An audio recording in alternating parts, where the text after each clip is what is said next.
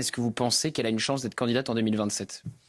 Moi, je pense pas. Je l'avais dit il y a quelques mois déjà, parce que c'est méconnaître la gauche. La gauche, elle s'est radicalisée ces dernières années.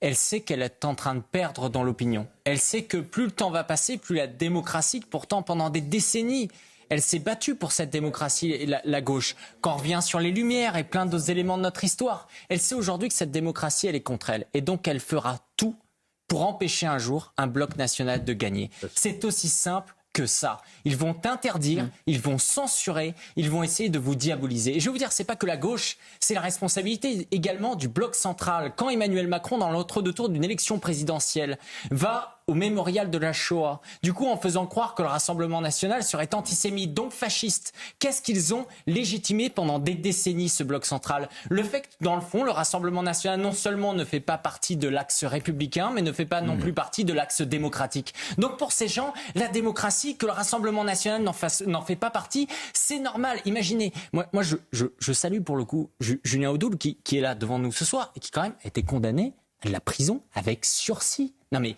vous savez, on parle de la peine d'inéligibilité et on évacue presque le fait qu'en fait, on veut leur mettre de la prison ferme. Marine Le Pen, c'est 2 ans de bracelet électronique. Voilà, un bracelet électronique.